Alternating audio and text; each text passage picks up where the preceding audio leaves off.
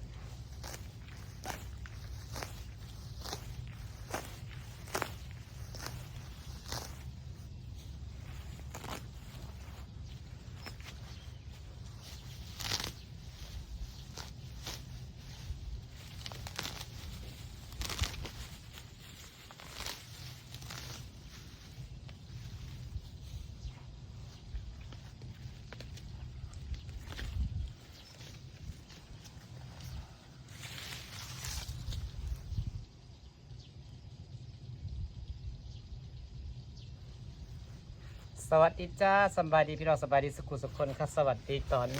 15 นาฬิกานะคะขอให้ทุกคนหมานนะคะวันนี้ถูกแต่รางวัลใหญ่ๆนะคะ FC ฮอลล่าเคลียร์พื้นที่ก่อนพี่น้องหญ้ามันหลายต้องลกออกเพราะเขาเอาหินมาลงเพราะต้องปรับพื้นที่พร้อมเอาดินมาถมก่อนจะเอาผามาปูจะเอาหินลงสิคนดินมาถมเพิ่มคนดินแถวเหนือดินทรายปรับพื้นที่มันเพียกันนะเบื้องก่อนว่าหินก็ได้ร้ายสำใด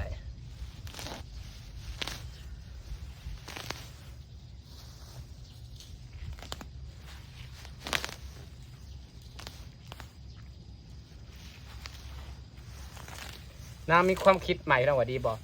นางสีเฮียนซ้ำไอ้ยอดไส้เกาหลีซ้ำเองนะพอปกตินางซื้อมาเบี้ยละ 7-8 บาทสิลองซ้ำเองเลยนะสิที่เนี้ยที่เป็นต้นอันนี้นะนางสิเปลี่ยนมาใส่ต้นไส้เกาหลีเบิ้ลอะไรนางซื้อว่าหมายมันต้องขึ้นสูงให้มันขึ้นธรรมดาแล้วก็ตัดเป็นกำแพงน้อยนะเพราะว่าถ้ามีกำแพงใหญ่อยู่ข้างนอกมีกำแพงน้อยข้างในมันก็สีเป็นสีเขียวงามเป็นระเบียบนางจะเอาไส้เกาหลีมาปลูกแต่ว่าสีซ้ำเองพอลดต้นทุนในการซื้อกับเบี้ยละ 7 บาทเนาะ แต่อันนี้ต้นไทรเรียนางครบ1 ปีงามบอกพี่น้องนางต้นไม้นางน่ะใหญ่ไว้ทุกอย่างเพราะนางเป็นคนดูแลดีเพราะนางเป็นคนหักต้นไม้ขณะนี้ปลูกยังไงนางแพงเป็นบอกอ้อมอิฐสุดต้นเพราะว่าเมื่อยก็เสร็จแล้วอ้อมอิฐใส่พุ่นใส่ปุ๋ยสม่ำเสมอนางบ่ค่อยปลูกถิ่นดอกคนปลูกคือดูแลแบบคนแพงต้นไม้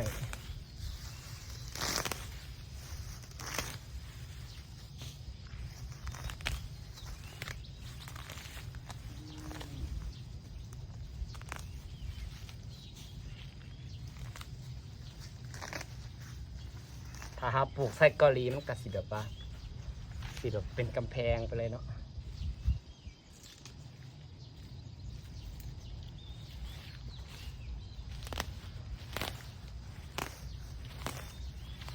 วันนี้วันหวยออกให้ทุกคนถูกหวยนะคะพี่น้องแพงสุขคนและจ่าพี่น้องจากFCทุกคนที่ติดตามบรรลา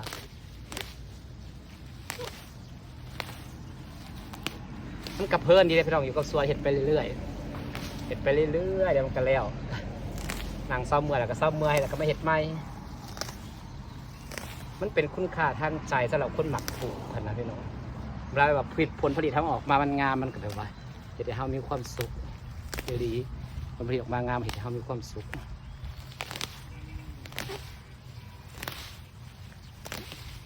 บางคนก็คิดว่าเขาบ้ามีพระบ้าคือข่อยดอกเมื่ออยู่แต่กับสวนเห็ดนั่นเห็ดนี่เบิดมือ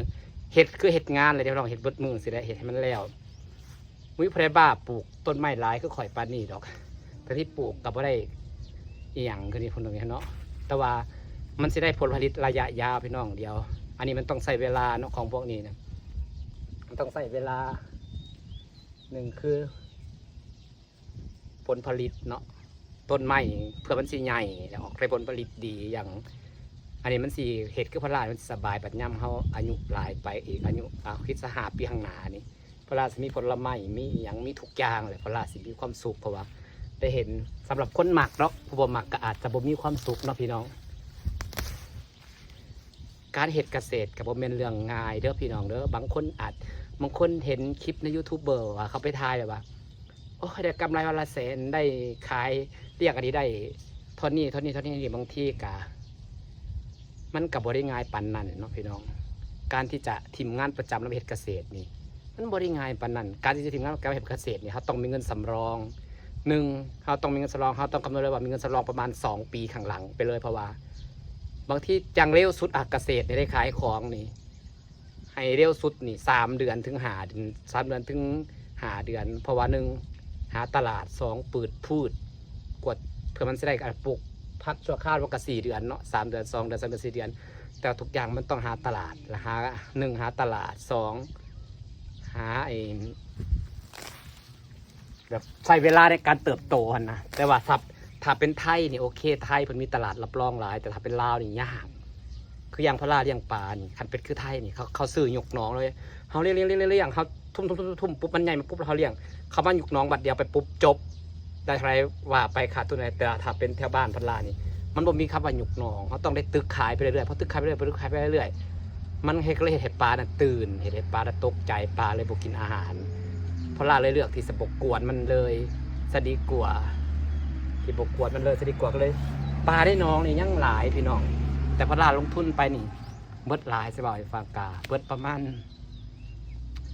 คันคำนวณแล้วประมาณ50,000 60,000นี่แหละพี่น้องแต่ว่ากับบถึงว่าได้ขาดทุนหลายดันพระราคำนวณในเรื่องการขายไปที่ละหน่อยกับการเอาไปแจกไปขายคำนวณแล้วหมาสิขายได้ประมาณ30,000ถึงเกือบ40,000เนี่ยแต่ที่ขายเป็นเงินนะขาดทุนไปขาดทุนก็สิขาดประมาณ20,000ซะแต่ว่าในคำว่า20,000นี่ขัดใส่คำว่าขาดทุนนี้บ่ได้บอกปลาเขายังเต็มหนองอยู่พี่น้องปลาได้ยังเต็มหนองอยู่ยังมีคุณค่าหลายอยู่คือ1ย้ำอยากกินกับตึกขึ้นมากินน้ำยังกะขึ้นมากินยังสิแหละปลายังเต็มคือตึกแหบัดเดียวยังเต็มเนาะแง่งอยู่เลยพี่น้องปลานะปลายังหลายเองถ้าว่าคำนวณค่าใช้จ่ายก็คือแบบว่าก็ถือว่าโอเคนะขนาดเอาบริษัทเป็นเชิงธุรกิจปันใดนะพี่น้องแต่ว่าปีหน้านะนั่งสิลอกน้องแบบว่าสิจูบปัดเดียวแล้วมีปลายังเก้าขึ้นมาขายได้เท่าไรก็เอานะสินะปีหน้าสิจูบน้องแต่ปลาน่ะหลายพี่น้องมีหลายสายพันธุ์พร้อมมีปลานิ่มปลาไนปลาหยัง เฮ็ดเกษตรนี่ก็หนึ่งบางคนอย่างที่เบื่องานอยากเอาไปเฮ็ดเกษตรอีกมันก็บ่ได้ง่ายปานนั้นพี่น้องต้องเก่งต้องตากแดดมื้อละจักชั่วโมงหมักปลูกผักจริงๆบ่บางคนเห็นในคลิปว่าโอ้เฮ็ดเกษตรนี่มีความสุขเนาะเฮ็ดเกษตรนี่มีความสุขบ่ต้องเป็นลูกน้องผู้ใดเฮ็ดไปเรื่อยๆแล้วก็ส่งขายก็ได้เงินมันบ่ง่ายปานนั้นเด้พี่น้องก็ถ้าบ่หักอีหลีดาปลูกต้นหมอกต้นไม้เพื่อสิใหญ่เป็นต้นไม้ต้นนึงนี่ใช้เวลามันพักในใช้เวลาทนุถนอมบ่สิใหญ่คันใจบ่หมักนี่เป็นไปบ่ได้ดอกพี่น้องบางคนเห็นคลิปอยู่ดีเลยอยากเฮ็ดแต่เฮ็ดบ่ได้ดอกต้องใจหมักพร้อมของพวกนี้นะกับบางคนเฮ็ดกะพยายามถ่ายคลิปสร้างวิวถ่ายคลิปไปนำใส่ถ่ายคลิปบางคนก็หมักเบิ่งกะมีรายได้หลายช่องทาง1รายได้ขายผัก2รายได้ขายถ่ายคลิปหยังเนาะ1คืออยู่ไทยอย่างมันรองรับหลายอย่างว่าสิเป็นเพจ Facebook อย่างมันรองรับเปิดแต่ละยังยากๆหน่อยจักหน่อยเยอะมีเงินสำรองที่อยู่แบบนี้ได้พี่น้องสิเคลียร์พื้นที่ก่อนลกหมักหญ้าออกให้เบิดเฮ็ดพี่น้องเฮ็ดแต่ละมื้อเฮ็ดข้าวเฮ็ดงานนี่คิดว่าเฮ็ดงานหากกะเรื่องเมื่อยกะธรรมดาปะล่ะวะนั่งพักแล้วก็เศร้าเมื่อแล้วก็ไม่เฮ็ดใหม่แล้วก็บ่ต้องมันมีคนจุกจิกด่าแล้วก็บ่ต้องไปแข่งแย่งชิงกับผู้ใดก็เฮ็ดงานประจำงานประจำมันมีแข่งแย่งชิงมีคนเว้าคนยังมีปัญหาหลายอย่างเนาะแต่ว่าคือพละว่าอะไรเฮ็ดจังซี่มันก็ต้องมีทุนสำรองมันต้องใช้เวลาพืชผลก็จะออกมาเป็นผลผลิตได้ก็บ่แม่นง่ายแต่ก็ต้องใส่ใจพร้อมถึงจะได้ผลผลิตฉันปลูกถิ่มปลูกขว้างบ่ได้ผลผลิตดอกเด้อคือเห็นบางคนเขาเปิดสิประสบการณ์ครับก็ลองผิดลองถูกลองผิดลองถูกมาหลาย